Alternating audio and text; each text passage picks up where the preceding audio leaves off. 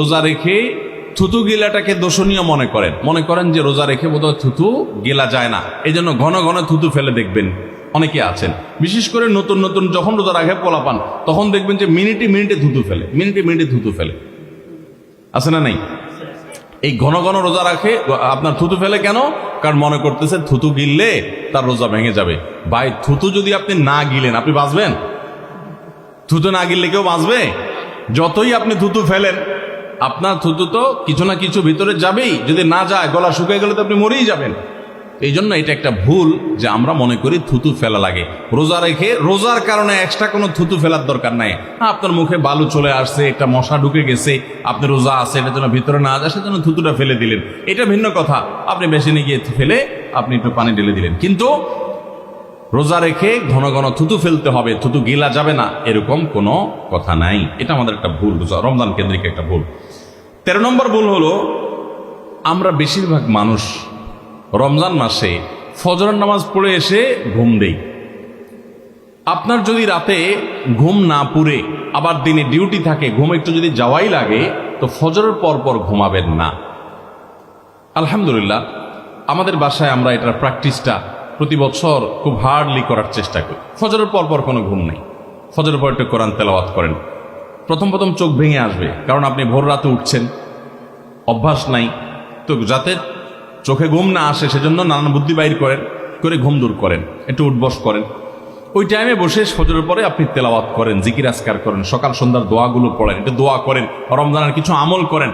এশাকের নামাজের ওয়াক্ত হয়ে গেছে, 2 রাকাত নামাজ পড়ে এরপর আপনি পারলে দরকার হলে শুয়ে যান, কিন্তু ফজরের পর পর শুয়ে যাবেন না। এটা একটা ভুল, কারণ নবী করিম সাল্লাল্লাহু আলাইহি সাল্লাম সকালের এই সময়টার জন্য দোয়া করেছেন, আল্লাহুম্মা বারিক লি উম্মতি ফি বুকুরিহা, আল্লাহ আমার উম্মত জন্য সকালের সময়টাতে বরকত দান করুন। আর ওই সময় আপনি ঘুমায় থাকছেন।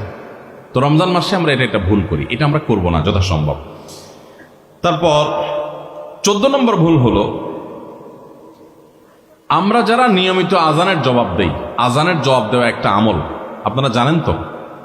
মুয়াজ্জিন যা বলে তার সাথে সাথে তা বলা, তার পরপর সেটা বলা। মুয়াজ্জিন যখন আল্লাহু আকবার বলে, তখন আপনিও আস্তে আস্তে করে আল্লাহু আকবার বলবেন। মুয়াজ্জিন আবার যখন আল্লাহু আকবার বলবে, আপনিও আল্লাহু আকবার বলবেন। মুয়াজ্জিন যখন আশহাদু আল্লা ইলাহা ইল্লাল্লাহ বলবে, আপনিও আশহাদু আল্লা ইলাহা ইল্লাল্লাহ বলবেন।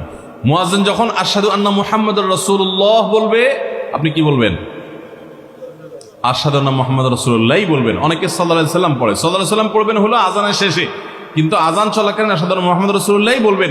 সহিহ মুসলিমের আজানের জবাব দেওয়ার অধ্যায়ে পরিষ্কারভাবে নবী সাল্লাল্লাহু আলাইহি ওয়াসাল্লাম শিক্ষা দিয়েছেন। ইমাম মুয়াজ্জিন যখন বলবে, ইযা ক্বালা আশহাদু আন্না মুহাম্মাদুর রাসূলুল্লাহ ফাকুলু আশহাদু আন্না মুহাম্মাদুর রাসূলুল্লাহ, তখন আমরা আশহাদু আন্না মুহাম্মাদুর রাসূলুল্লাহ বলবো। এরপর হাইয়া আলাস সালাহ হাইয়া আল ফালাহ যখন বলবে, তখন লা হাওলা ওয়ালা কুওয়াতা ইল্লা বিল্লাহ বলবো।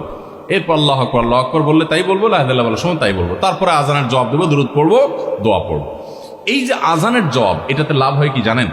মুয়াজ্জিন আজান দিয়ে যেই সওয়াব পায়, আজানের যারা মুখে জবাব দেয়, মুয়াজ্জিনের সাথে সাথে বলে, তাদেরকে আল্লাহ তাআলা সমপরিমাণ সওয়াব দান করে। আর মুয়াজ্জিন কি পরিমাণ সওয়াব পায় সেটা কি জানেন? কোন মুয়াজ্জিন যদি আল্লাহকে খুশি করার জন্য আজান দেয়, দুনিয়ার উদ্দেশ্য তার কাছে না থাকে, বরং আল্লাহকে খুশি করাটাই তার উদ্দেশ্য থাকে, তাহলে এই মুয়াজ্জিনের ফজিলত হলো, ওই মুয়াজ্জিনের আজান শুনে যত মানুষ মসজিদে আসবে, ওই ওয়াক্ত নামাজে যত মানুষ শামিল হবে, সবাই যে পরিমাণ সওয়াব পাবে, যার যার অ্যাকাউন্টে যাবে, বোনাস হিসাবে সবার সমপরিমাণ সওয়াব মুয়াজ্জিনকে দেওয়া হবে। আর আপনি মুয়াজ্জিনি না করে শুধু আজানের জবাব দিলেও সেই মর্যাদা বোনাস হিসাবে আল্লাহ তাআলা আপনাকে দান করবেন। এই হাদিসের ফজিলত একবার আরো 10, 12, 13 বছর আগে কোন এক জায়গায় আমি বলেছিলাম, সৌদি আরবে থাকতে।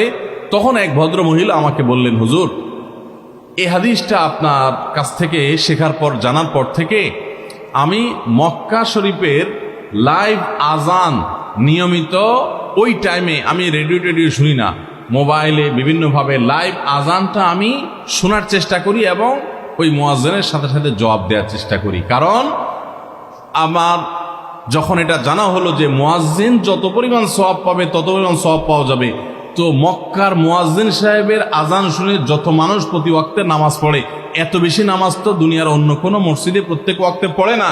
সো আমি লক্ষ লক্ষ মানুষের নামাজ পড়ার সমপরিমাণ সওয়াব, মুয়াজ্জিনের পরিমাণ পেতে চাই, সেজন্য মক্কার লাইভ আজানটা আমি ফলো করি। আমি অবাক হয়ে গেলাম। মানুষ আল্লাহর সন্তুষ্টির জন্য কতভাবে চেষ্টা করে, অথচ আমরা হেলায় হারিয়ে ফেলি। আপনার মহল্লার যে আজানটা সবার আগে আপনার কানে আসে, আপনার মহল্লার আজান, ওটা জবাব আপনি দিবেন, এরপর বাকিগুলো আপনি দিতে পারলে দিবেন, না দিতে পারলে না। এই যে আজানের জবাব, এই আজানের জবাবটা আমরা অনেকে 12 মাসে একটু আধটু দেওয়ার চেষ্টা করলেও রমজান মাসে মাগরিবের নামাজের আজান, এটার জবাব নিয়মিত আজানের জবাবকারীরাও দেয় খুব কম। এটা রমজানের একটা ভুল। কেন দেয় না? কারণ সেই আসরের পদ থেকে নিয়ে 10, 12 পদ, 13 পদ, 14 পদ ইফতার সামনে নিয়ে বসে যে দাঁত কচকচ কচকচ করতেছিল, হাতগুলো শুধুমাত্র আকুপাকু করতেছিল যে কখন আপনার বেগুনি ধরবে, কখন পেঁয়াজ ধরবে, কখন বুটমুড়িতে হাত দিবে। যখন এই আকুপাকু করতেছিল, সূর্য ডুবছে, মুয়াজ্জিন সাহেব আল্লাহু আকবার হাঁকা শুরু হয়েছে, আর হুমড়ি খেয়ে অনেক ঝাঁপায়া পড়ছে, খাইতে খাইতে কখন আজান শেষ হয়ে গেছে টেরও পায়নি। ঠিক না বে ঠিক? আপনি খান, ওয়াক্ত হয়ে গেছে, সাথে সাথে আপনি খেলেন, আজান শুনলেন, সাথে সাথে আপনি খেলেন, ভালো কথা। একটু মুখে দিয়ে খেতে খেতে খাওয়ার ফাঁকে ফাঁকে মুয়াজ্জিনের আজানের জবাবটা দিয়ে ফেলেন। কিন্তু ম্যাক্সিমাম মানুষ আমরা এই ভুলটা করি। আমি খেয়াল করে দেখেছি, যারা নিয়মিত আজান দেয়, তারাও আজানের জবাব দেয়, তারাও দেখেছি এটা করে না, অর্থাৎ ভুল হয়ে যায়। তাহলে আমরা লক্ষ্য করবো তো ইনশাআল্লাহ, মাগরিবের সময় ইফতারের ফাঁকে ফাঁকে আমরা আজানের জবাব দিয়ে দিব।